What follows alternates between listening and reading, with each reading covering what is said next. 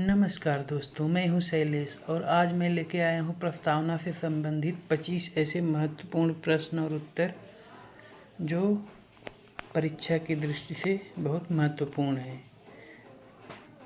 चलिए स्टार्ट करते हैं।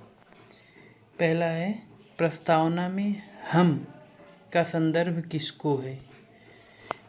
तो जो प्रस्तावना में हम का संदर्भ है वो भारतीय जनता से संबंधित है। किससे संबंधित है?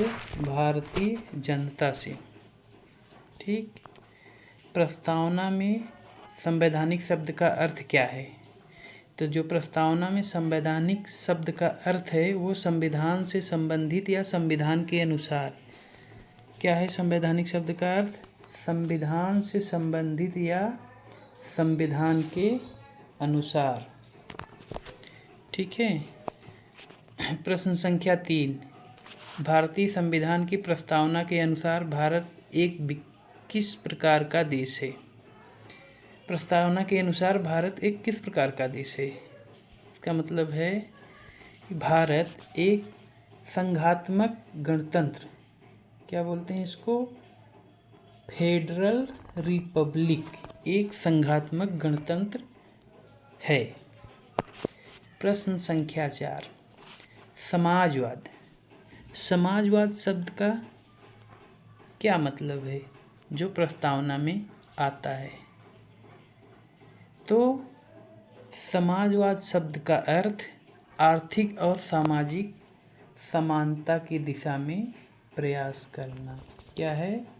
आर्थिक और सामाजिक समानता की दिशा में प्रयास करना। प्रश्न संख्या 5, प्रस्तावना में लोकतंत्र का क्या मतलब है? लोकतंत्र शब्द जो प्रस्तावना में आता है उसका मतलब है ऐसा शासन जिसमें जनता द्वारा चुने गए प्रतिनिधि शासन करते हैं। क्या है? ऐसा शासन जिसमें जनता द्वारा चुने गए प्रतिनिधि शासन करते हैं। प्रश्न संख्या 6, प्रस्तावना में धर्मनिरपेक्ष शब्द का क्या अर्थ है? तो जो धर्मनिरपेक्ष शब्द है उसका अर्थ है राज्य धर्म के प्रति तटस्थ रहता है और सभी धर्मों के प्रति समान सम्मान दिखाता है। क्या है? सभी धर्मों के प्रति समान सम्मान दिखाता है।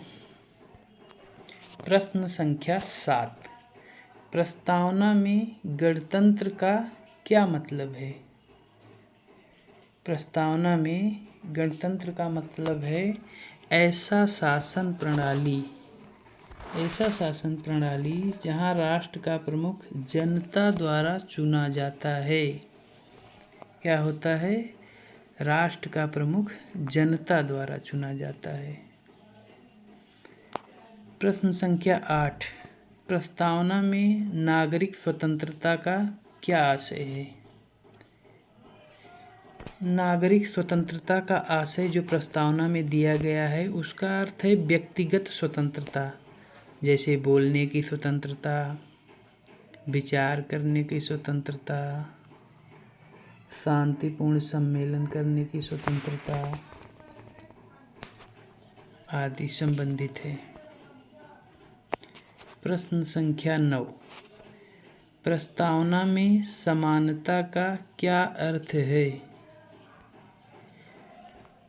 प्रस्तावना में जो समानता शब्द दिया गया है उसका अर्थ है सभी नागरिकों के लिए समान अधिकार और अवसर।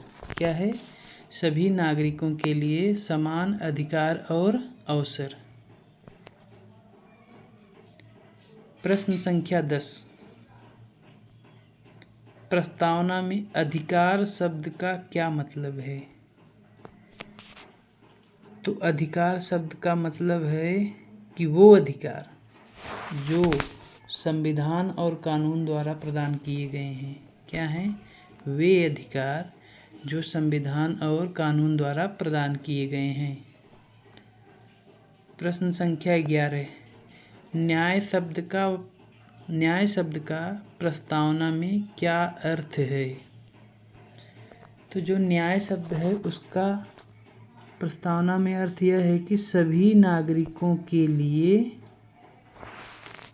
न्यायपूर्ण और समान व्यवस्था। क्या है? सभी नागरिकों के लिए न्यायपूर्ण और समान व्यवस्था। प्रश्न संख्या 12, सार्वभौम धर्म का क्या मतलब है? ये कई बार परीक्षा में पूछा गया है, परीक्षा की दृष्टि से महत्वपूर्ण प्रश्न है। सार्वभौम धर्म का मतलब है सभी धर्मों के प्रति तटस्थता और समान आदर। मतलब सभी धर्मों के प्रति तटस्थता और समान आदर। प्रश्न संख्या 13,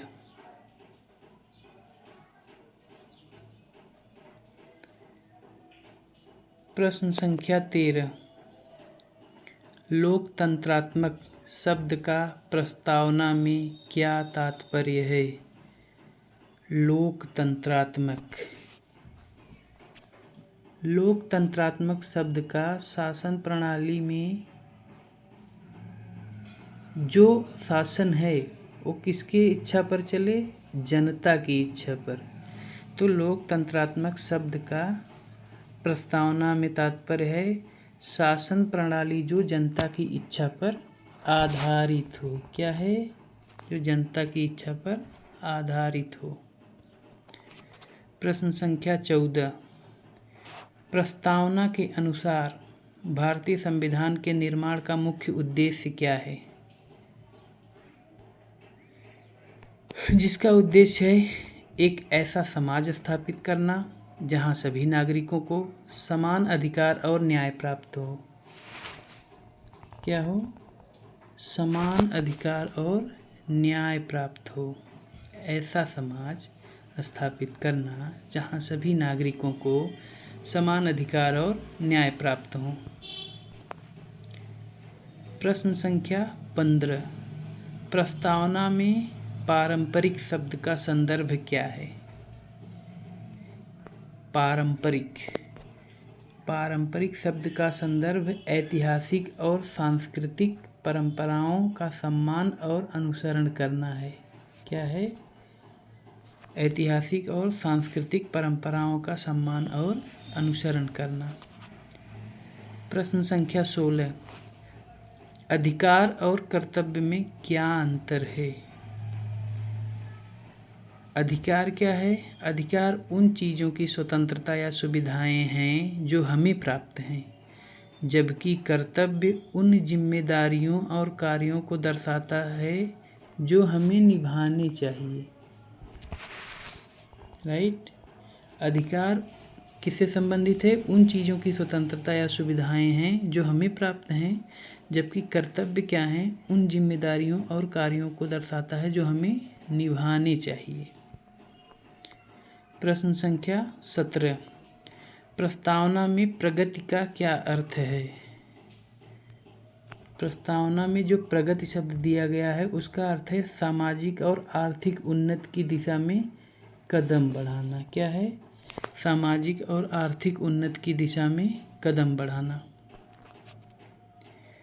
प्रश्न संख्या 18, प्रस्तावना में राष्ट्रवाद शब्द का क्या महत्व है? ये बहुत महत्वपूर्ण क्वेश्चन है कि प्रस्तावना में राष्ट्रवाद, राष्ट्रवाद शब्द का महत्व राष्ट्र की एकता और अखंडता को बनाए रखना है। क्या है? राष्ट्र की एकता और अखंडता को बनाए रखना है। प्रश्न संख्या 19, प्रस्तावना में स्वतंत्रता का क्या आशय है? स्वतंत्रता, स्वतंत्रता का आशय है व्यक्ति की स्वतंत्रता, विचार करने की, बोलने की स्वतंत्रता, कार्य करने की स्वतंत्रता, शांतिपूर्ण सम्मेलन की स्वतंत्रता आदि से संबंधित है। प्रश्न संख्या 20, प्रस्तावना में समानता कैसे सुनिश्चित की जाती है? समानता शब्द का अर्थ कैसे सुनिश्चित किया जाता है। समानता जो है कानून के सामने समानता और समान अवसर प्रदान करके। कैसे? कानून के सामने समानता और समान अवसर प्रदान करके। प्रश्न संख्या 21, प्रस्तावना में संविधान का क्या तात्पर्य है? संविधान शब्द जो दिया गया है उसका प्रस्तावना में जो दिया गया है वो निम्नलिखित है। क्या है? शासन प्रणाली और नागरिकों के अधिकारों और कर्तव्यों का मूल कानून। क्या है? शासन प्रणाली और नागरिकों के अधिकारों और कर्तव्यों का मूल कानून। प्रश्न संख्या 22, राष्ट्रीय एकता का क्या महत्व है? ठीक है, प्रस्तावना में जो राष्ट्रीय एकता दिया गया है उसका महत्व है देश की विविधता के बावजूद एकता और अखंडता बनाए रखना। क्या है? देश की विविधता के बावजूद एकता और अखंडता बनाए रखना। प्रश्न संख्या 23, प्रस्तावना में सार्वभौम शब्द का क्या तात्पर्य है?